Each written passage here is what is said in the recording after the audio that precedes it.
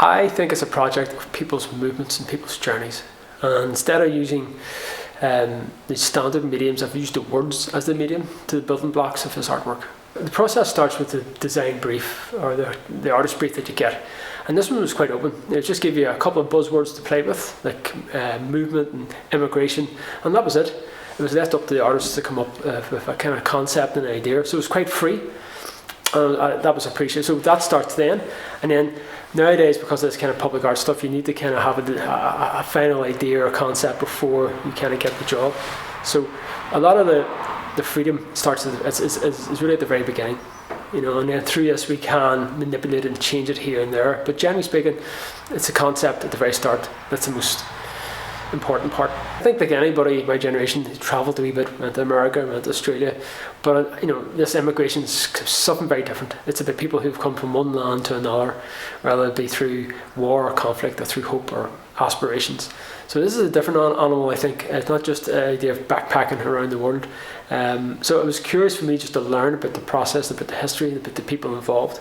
Initially it started just as the Ulster Scots or whatever, the Irish coming from here over to America, but it blossomed into, it encompassed many different kind of nations coming here as well as going from here. I think it's, through life you kind of do different things. My father was a scrapman, so I think playing with scrapping as a kid, through art projects and stuff like that. I'm dyslexic as well, so I wasn't the best at doing English or maths, and art was always that kind of creative release or positive release for me.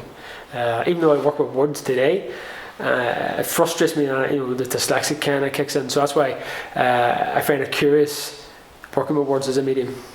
Well, it's the physical stuff of coming up with the concept ideas, getting the drawings together, and then going through the process, the tendering process. After that, it comes down to just basic work, getting the materials together, getting them formed and shaped the way you want them, getting them cut out, and then bringing all that together. It's like a large jigsaw puzzle, I guess, and then you have to bring it together in the style and in the shape that you were commissioned to do. So what's the actual size of the structure to start? I think as we stand now, it's about 8 metres by about 2.5 feet. So if you stretched it out, it'd be about 17-16 metres long.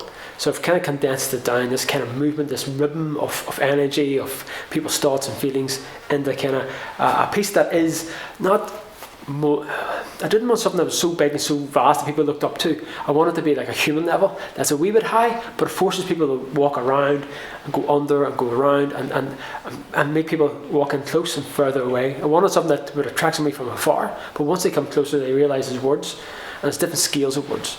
A wee bit like a murmuration. A murmur, yeah, like the birds as were floating around. So the pieces that you've used at the moment, obviously the structure at the moment is slightly different in that you've got a base here that's holding it up. Mm-hmm. That will disappear largely, and it will sit, hopefully, keep your fingers crossed, on its own. Yes. What the pieces of metal that you're using, how do you go about making those? I think years ago I used to sit for hours and then cutting them out of sheets of metal, marking them out, tracing them out. But over technology has come a long way. Like I can get access to laser companies and CAD designers and modelers, 3D modelers. All this is, taking the next step forward that kind of get your work and bring it to a new level. So all this is what would take me a week to cut, the lasers can do in a couple of hours. So it kind of frees up a lot of the time rather than just constantly making metal or making words. It's just I now get the stuff laser cut. It's just so fast, so quick. So you're how far along in that process? We're just started more or less. This is really an important part. We're just starting to add the words to it, and that's the main body of this work. So hopefully within 2 weeks, 3 weeks, maybe 4 weeks, we should have the vast majority of the words on, because we're going to have to work quite fast to it, and with deadlines to meet and stuff like that. But it's coming together. So far, so good. And then where does it go from here? Then from here we have to get it galvanised, so we have to take it out. Hopefully we can do it in one piece. If not, we'll have to do it in 2 pieces. And it goes into a tank and gets galvanised, so it stops it from rusting. And then we take it out of that, we bring it back to here, and then we have to spray it. So we have to kind of do two pack car sprays. So like a primer, edge primer, so forth, and a top coating and a lacquer. But 2 different tones, because there's 2 different sides of words. We're going to do one word side a certain colour, and then the next side a certain colour. So it kind of has a little bit of contrast. And do we know the colours at the moment? We haven't. We're going to sit down now. I'm going down the site, do a site visit. I'm going to do a couple of wee test pieces to bring them down for people to look at and go, okay, this is what we're looking at, or.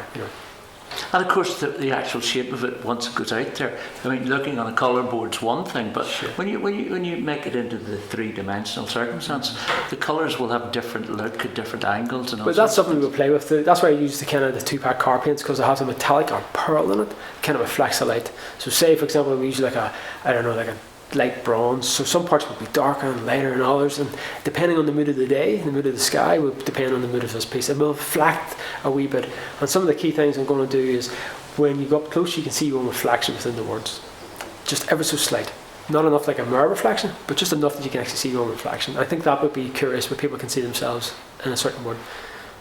Will this be lit from afar or from below or above? I think it depends. I think the place site itself is lit itself, but I think at the minute we'll have to chat about that as well, because that's kind of just down the foundations. There may be a place that can be lit up onto, but I want to be careful. I didn't want a piece to be, if nobody's going to see it at night, the place closes down, there's no point having this lit up and nobody sees it. And I didn't want it to be a billboard. I wanted something that it plays within the daylight, I think, but again, that's up for discussion.